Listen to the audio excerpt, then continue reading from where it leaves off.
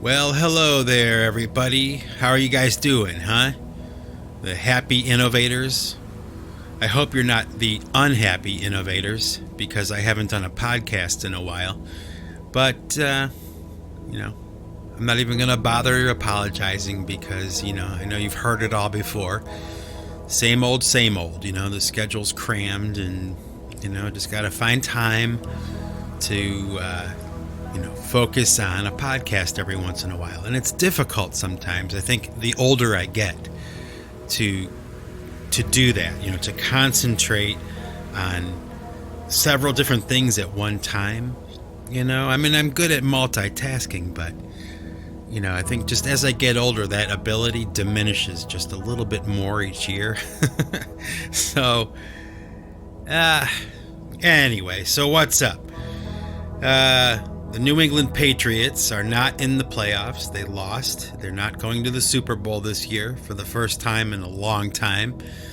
And the irony with that is, even though they're not in the playoffs, even though they're out of the running, they're not going to the Super Bowl, they're constantly being talked about on every sports network. I mean, it's just, even though they're not even, in competition anymore, they're still the subject of many discussions because they're just the most incredible dynasty, sports dynasty in NFL history. So, about a week ago, unfortunately, I got news that Neil Peart, the drummer from the band Rush, had died. And I gotta tell you, I'm a pretty big Rush fan. I like their music, But Neil Peart is one of those drummers, man. He's just one of those drummers that we are fortunate, all of us, we are fortunate to have lived in the time that he did. And I mean that with all sincerity, man. He was a living legend. He reinvented the instrument. I mean, I can't tell you how many little things Neil Peart started to do, on Rush albums that, transmitted out to young and up-and-coming drummers, especially of my generation, and the generations just below me and above me.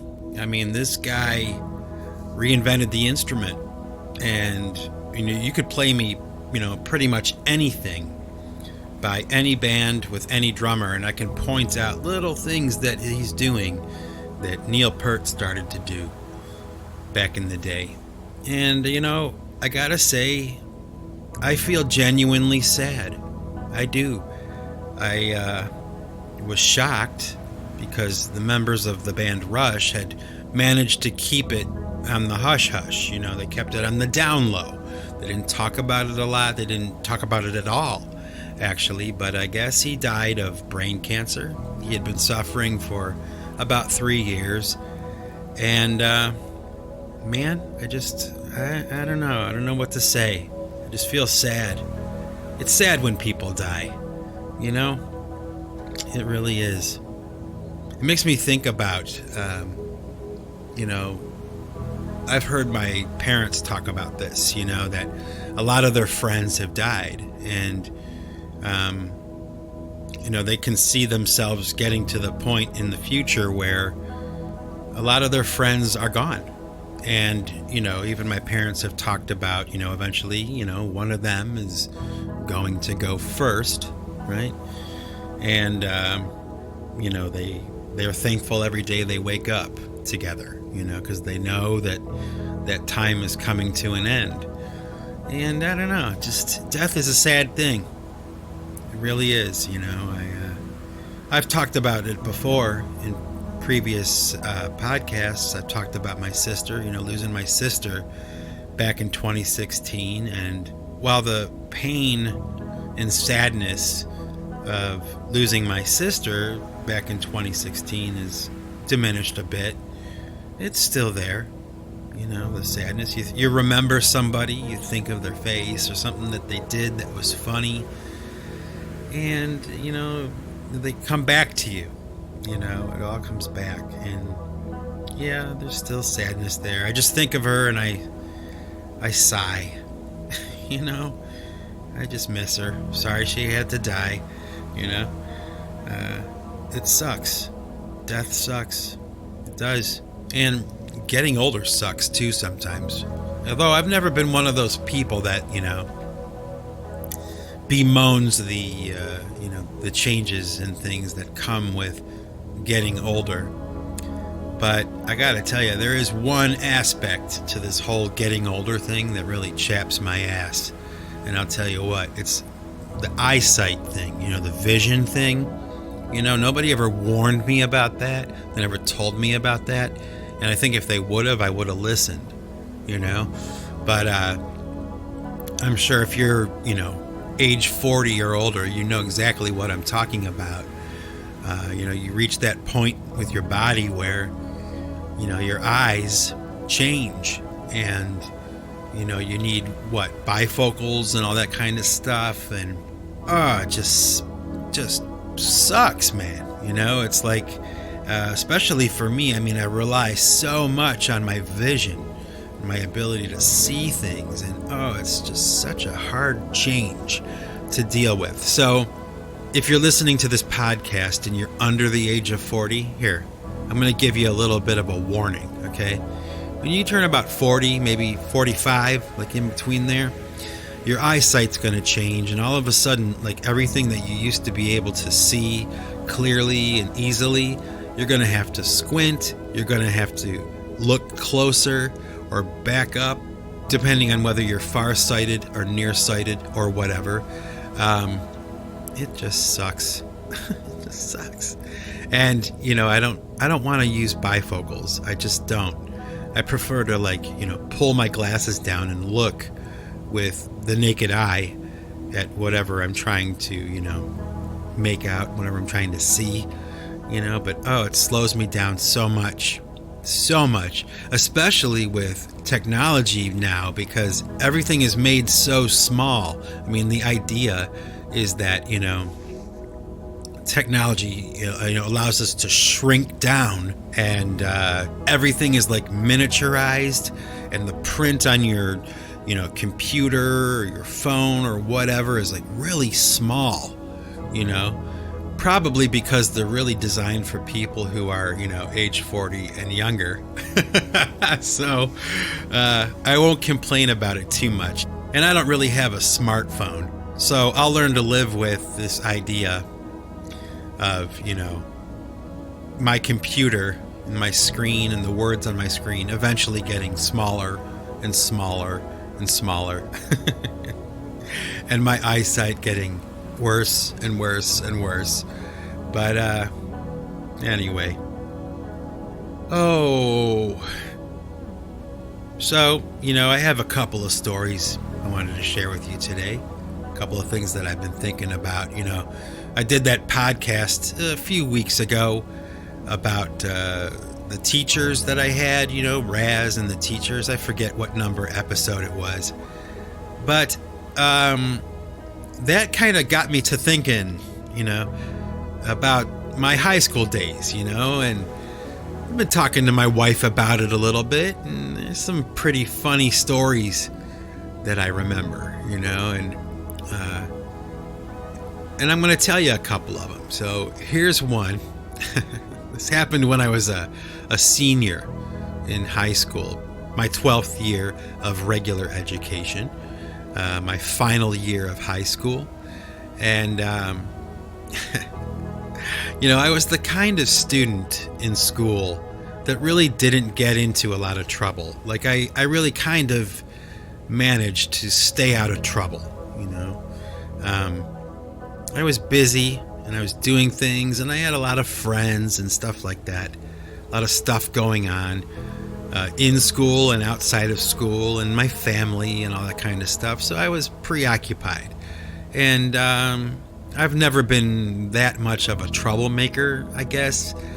But this one time, I was in this classroom that I had, and the name of the class was Contemporary Thought. That was the name of the class. And, basically it was just a class about, learning how to be a critical thinker. It was a very interesting class, actually, very unusual class, this Contemporary Thought class, taught by Mr. Allen, this guy who was really kind of animated and charismatic and really funny and a really good storyteller, and he just really knew how to engage the students. Like, he was really good at that, and challenge them too. I'm surprised I didn't bring him up in that Raz and the Teachers episode, but forgive me, getting older. But one day I was in Contemporary Thought class, and Mr. Allen was out, and we had a substitute teacher.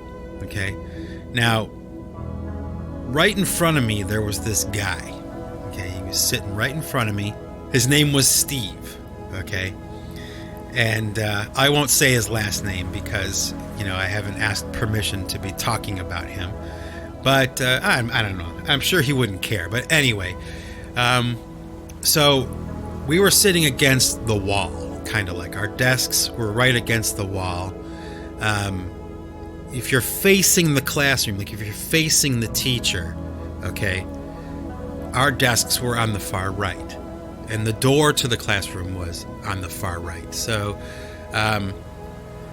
right next to Steve's desk, okay, there was a door, and the doorknob had been taken off the door, apparently because they didn't want anybody opening that door. And for the majority of the school year, we sat there and we would talk from time to time, and sometimes we would partner up to do a project or whatever, and we would kind of like talk about that door. Where's that door go? Where's that thing go? This natural sense of curiosity, right? Like, what's behind that door? And so this one particular day when Mr. Allen was not there, this guy, Steve, and myself decided that we were going to try to go through that door as soon as the classroom emptied out, okay? And because their class was right before lunchtime, there would be an opportunity for us to, slip out of the classroom without anybody knowing that we had been in there, right? So Steve takes this pencil, all right, and he sticks it in this little notch where the doorknob goes, and he turns it, and the door pops open. And he turns around and looks at me, and we both smile oh, totally. We are totally going in there, So we had this substitute teacher, this lady. She was kind of, I guess, a little timid, maybe a new teacher, right? And she was a sub, so, the kids were riding her like Zorro, all the time, We didn't learn a damn thing while she was in the classroom because everybody was just screwing around. But the bell rings, the class ends, everybody files out the door, and Steve and I, really quick, slip behind this door, right? So once we step inside this doorway, right, we take a left, and you look, and there's this stairwell that goes almost straight up. It was pretty steep, and it went up maybe, 20 or 30 feet, okay? Well, it turns out, because we got on this stairwell and we went up into this room at the top of the school. It was a part of the school that was known as the Tower, okay? And nobody ever went up there. I mean, I don't know anybody, brothers and sisters, friends, nobody ever made it up into the tower. But there I was with this guy, Steve, and we're just checking it out. It was a big empty room with these gigantic windows, a lot of sunlight pouring through. And we kind of walked around a little bit, checked it out, whatever. No big deal.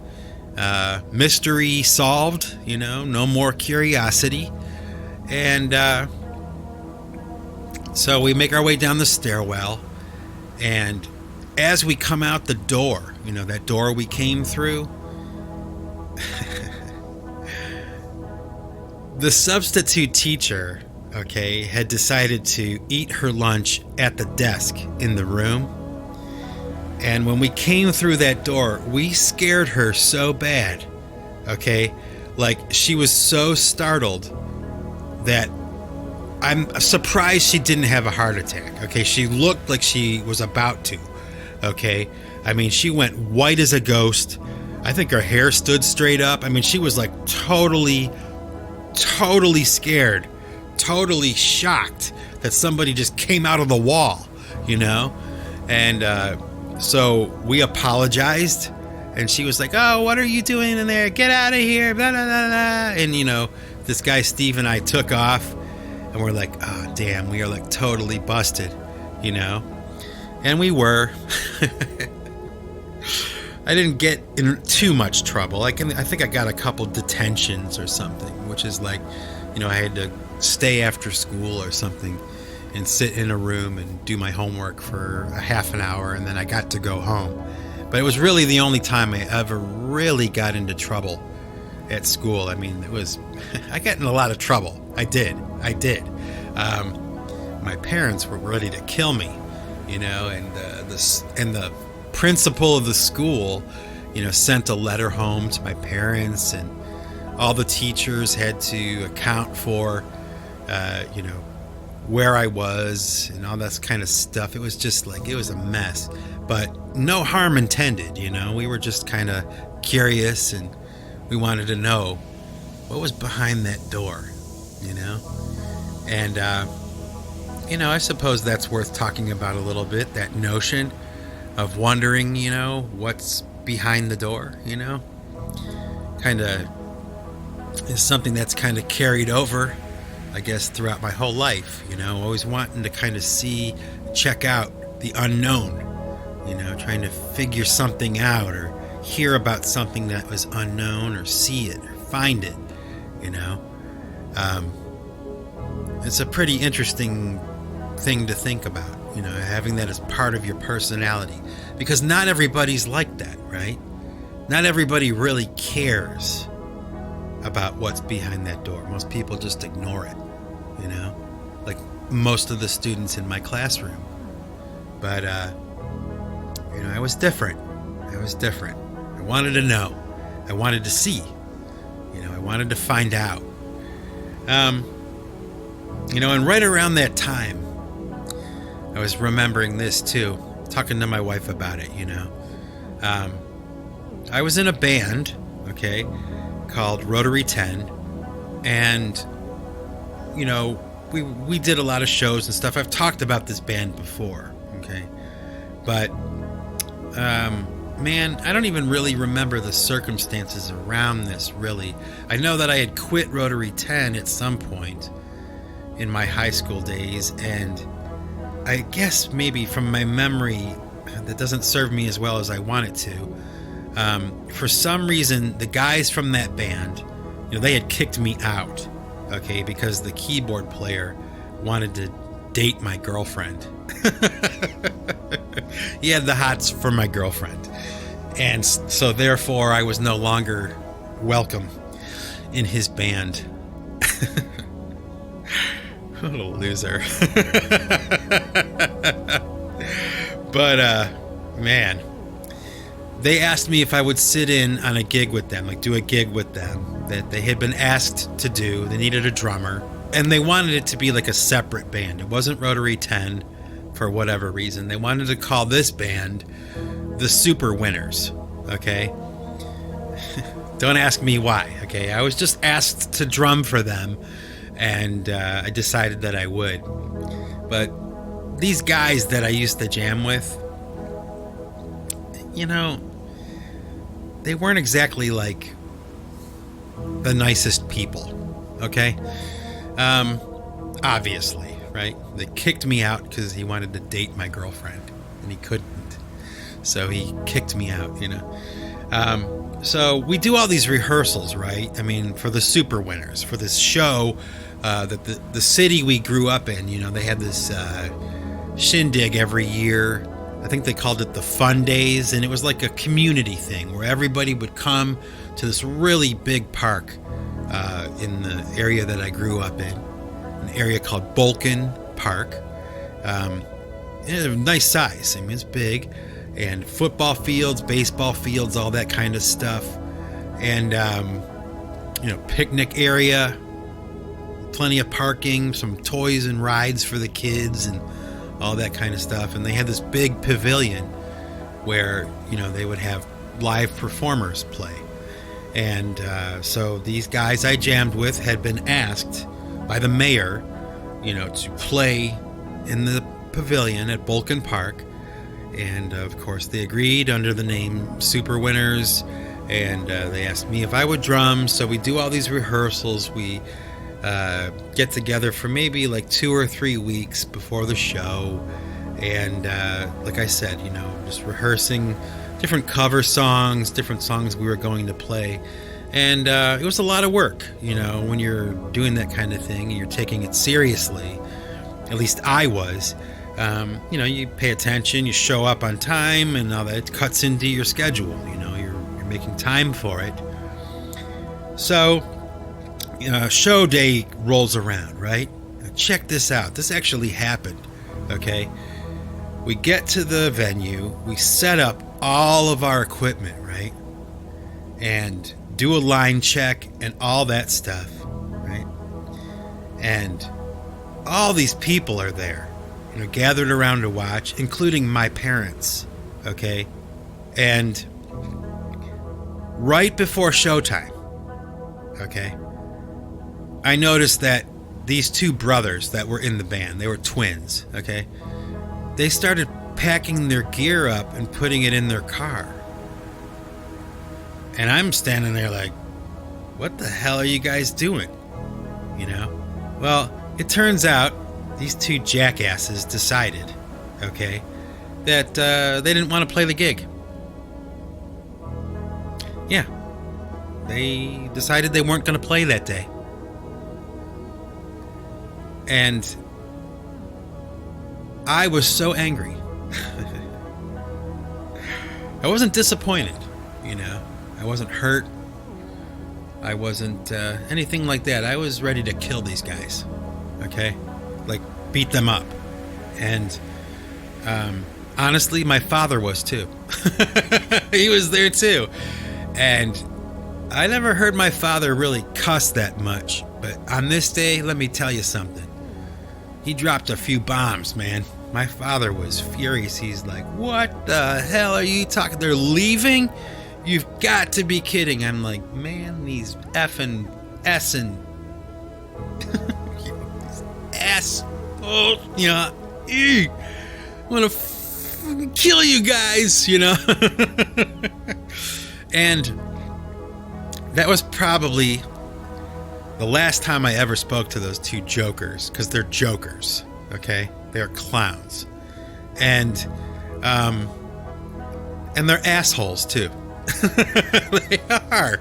They're like two assholes. I guess I am one, too, but I would never, ever cut out on a performance, ever. I mean, the show must go on. And these people were so disappointed, like this crowd were so disappointed. And, I suppose I could have done like a drum solo or something, but I just had to start breaking my gear down and getting ready to leave, And it was one of those things that stayed with me my entire life, like what not to do, but it also kind of reminds me of this thing, okay, that I've been thinking about lately, and this is going to probably sound a little bit uppity or a little bit snotty or something, but it's a realization that I've come to over the past 40 years, okay, of doing this stuff, this music thing. A lot of the time when I collaborate with somebody or with people or a group or something, a lot of the times it doesn't go very smooth. It doesn't go very well. Like every time I come to my wife with a new idea, oh, this person wants to collaborate, they want to do something with me, she kind of rolls her eyes, she's kind of like, I know where this is going. It never ends good, it'll always end in tears. And I gotta say that most of the time she's right. And with the exception of maybe one or two occasions in my lifetime, things usually go south, and I had to think about that a lot, because I have to, do that. I'm a critical thinker, thanks to Mr. Allen and his contemporary thought class. I'm a critical thinker. And, why is that, Mike? Why is it that whenever you collaborate with somebody on anything, it usually goes bad? Is it because you're difficult to deal with? No, I don't think so. I'm particular, right? I'm particular, but I want the end result. Like, I want the net result to be good. Maybe not perfect, but at least interesting, right? That's what I shoot for. And, I like to have fun in the studio, and I like to collaborate. I do. I like that idea. It's fun to do, but a lot of the time, after some analysis and kind of thinking about things, I kind of came to the conclusion that, a lot of the time when I've collaborated with people and it hasn't gone well, it's because they're mediocre musicians. And I know that sounds really, really, pretentious, whatever you want to call it, but it's true, like, I need to pay attention to that more. Like, it's not okay for me, Mike Bostwick, to just collaborate with anybody. It can't just be anybody. I have to pay attention to some standards, and watch for, telltale signs that things are maybe not as good as they should be, or, whatever. The times that I have had successful collaborations with people is when I'm collaborating with people that are much better than I am. And I never have ever had the problem admitting that to myself. I know when someone is better than me. I know. And I don't care. I'm actually excited about it. And I hope to learn from them, or at least to pay attention and take notes, right? But isn't that a strange thing to say? I mean, it does sound really snotty, I guess, coming out of my mouth. I'm probably not saying it right, but at least for now, I'll call it that. I'll call it mediocre, mediocrity. I get these musicians that really aren't really that good. They're not at the same level that I'm at, which is a very low level, but they're not there yet. And of course, those kinds of situations will collapse in on themselves. They won't be able to sustain and, be seen through, to their fruition. It won't happen. And it never has. It never has. And I guess, over the past few years, I've just kind of come to realize that, I need to kind of be a little more selective about who I decide to collaborate with, and why and when, and all that kind of stuff. Not because I'm some amazing musician or something, because I'm not. I definitely know that I'm not, and I don't have any problem admitting that. But, when you have somebody who's not professional, kind of like the Super Winners, those two jackasses, that are so into themselves and so out of control stupid that they would bail on a show 5 minutes before showtime. 5 minutes before the curtain. Are you kidding? What a couple of jokers. A couple of fools, And I was wasting my time. I wasted my time with them. And you know what? That happens a lot with me. I waste my time, with these expectations from somebody who, talks a big game, but when it comes to actual collaboration and getting the work done and, doing it, they fail, man. They fail. They're not serious enough. They don't take it seriously. It's a game. It's a joke. Yeah, there's a lot of that crap with musicians that I've worked with in the past, where it's really more about some vanity exercise or something. Like they're not really in it for the music, man. They're in it because it gets them girls, or they're in it because it gets them attention or something, but they don't really care about the work.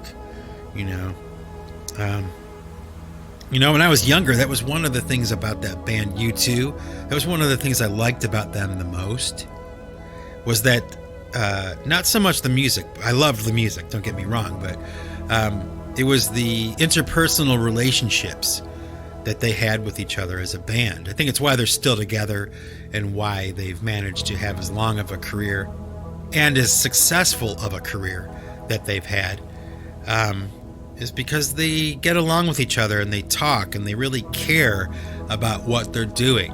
Like their head is in the game at all times. Like they're not half in, they're all in. It's kind of like this. I was just watching a playoff game for the NFL. The San Francisco 49ers versus the Green Bay Packers. Both great teams, right? But I'll tell you what I noticed while I was watching this game. And I even said it to my wife, pointed it out to her, okay? There are these two guys on the 49ers from San Francisco. And they were winning the game. And they went on to absolutely destroy the Green Bay Packers. It was a joke. They killed them. But I noticed that when the camera would pan on the sideline where the team was sitting waiting to come out onto the field, waiting for their number to get called, a lot of the guys from the 49ers were talking to each other about the game.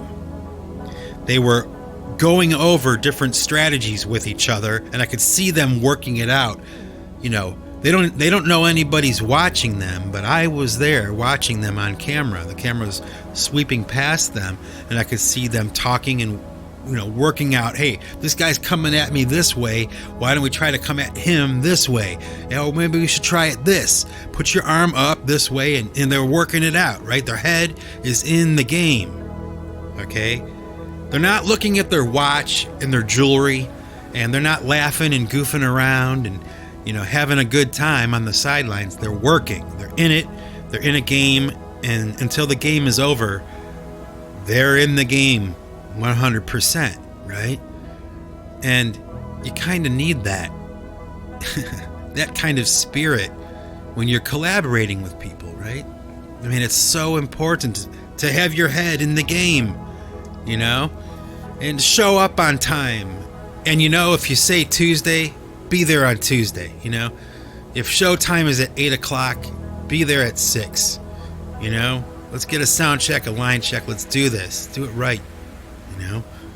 And no matter what, don't bail 5 minutes before showtime. You kidding me? Bunch of jokers, man. Just a bunch of jokers. So much of that crap.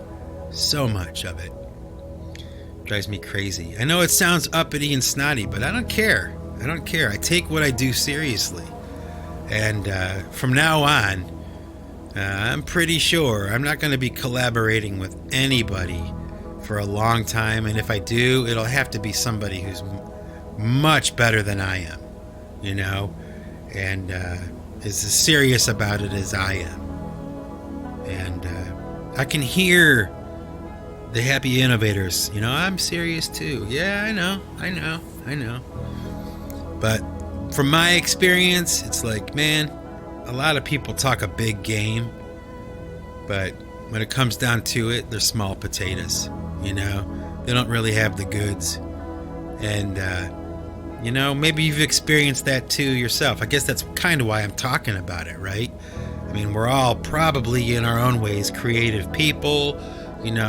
Whenever there's a creative situation, you eventually find people who want to get together, collaborate. Sometimes you have synergy, sometimes you don't.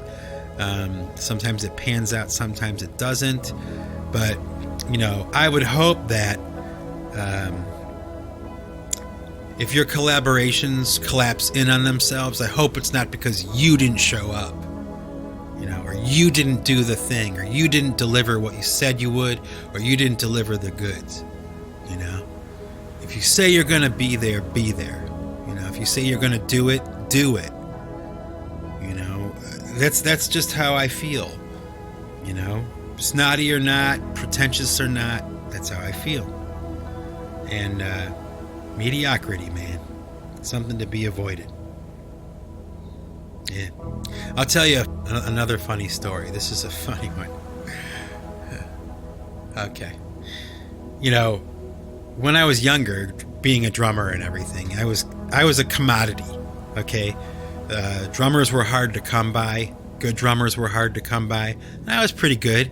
So a lot of the time I would get asked to drum in different situations, right? Like somebody's drummer couldn't make it, so they'd ask me if I could sit in, or the drummer quit. Mike, would you want to come try out for our band or check us out, see what we sound like? Sure, I'll come down.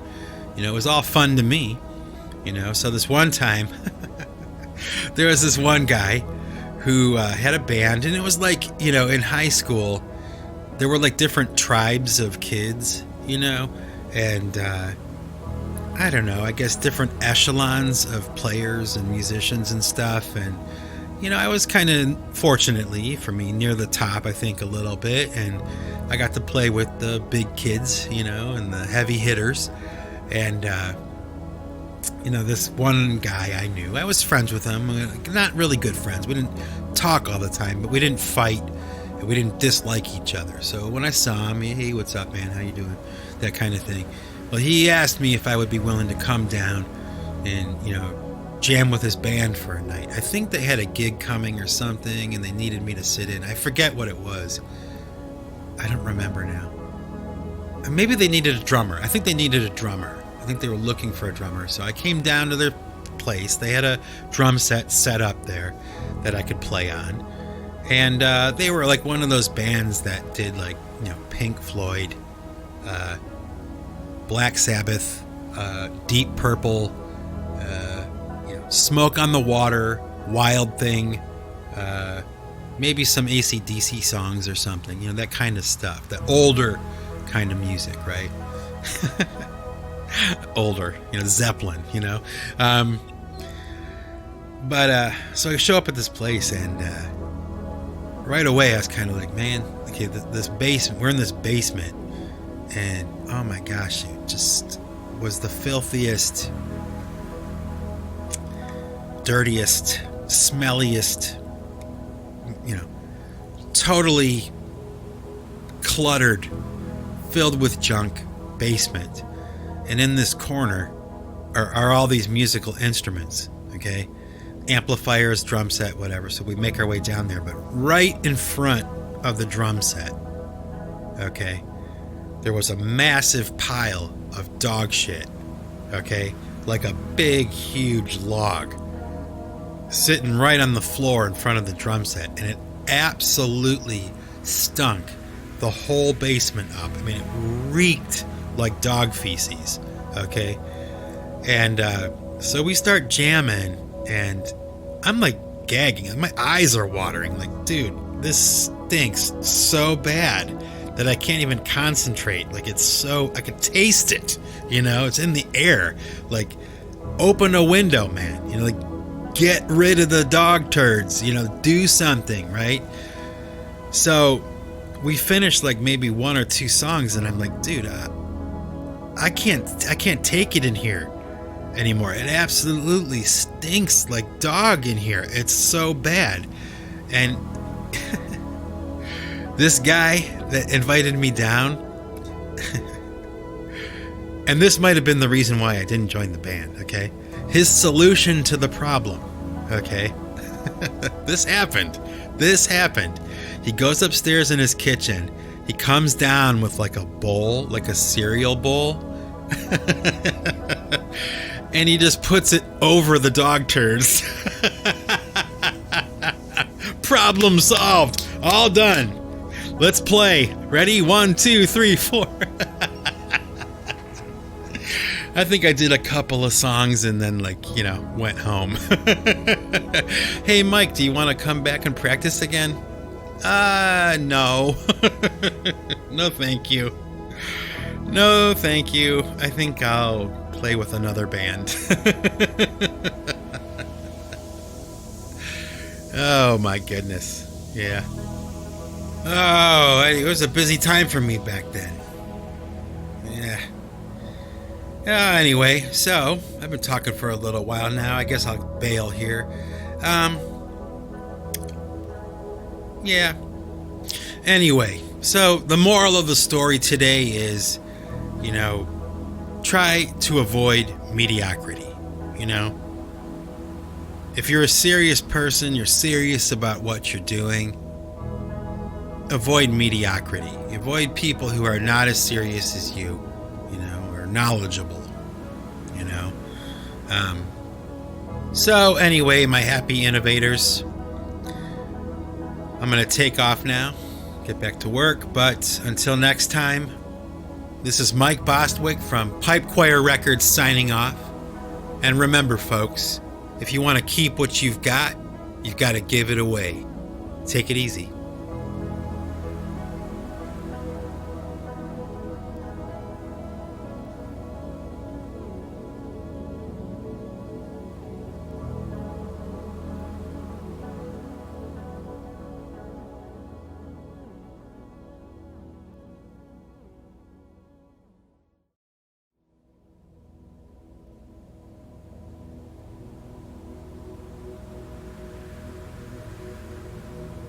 Well, hello there, happy innovators, the lucky ones who decided to stick it out and wait to the end of the podcast to see if there would be a little surprise for you.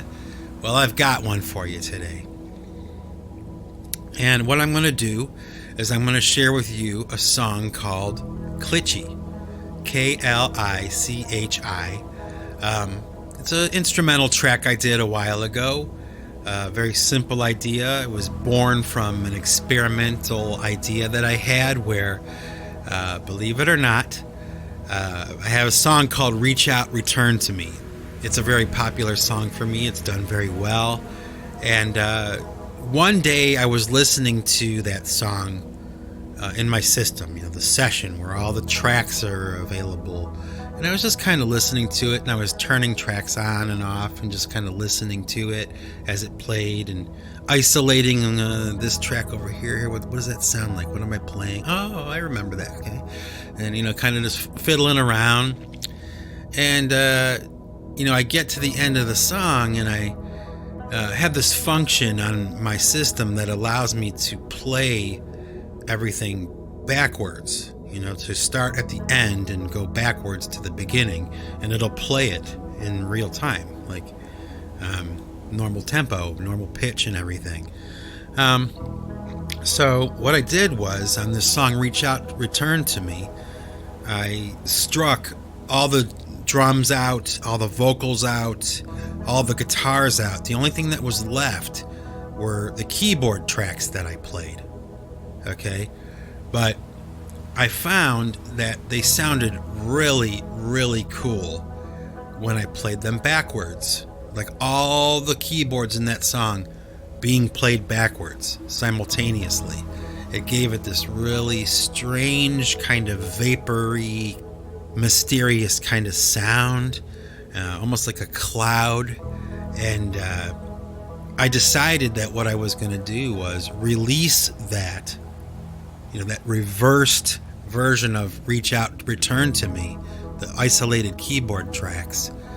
I would, flip them and then master it down and release it as a separate piece of music. It's kind of like an experiment. Like, can I recycle music from one of my own songs? I thought it was pretty cool. So when you listen to Klichi by PC3, you're hearing the keyboards only from the PC3 song Reach Out, Return to Me. So check it out. And until next time, folks, stay out of trouble, have some fun, and take it easy.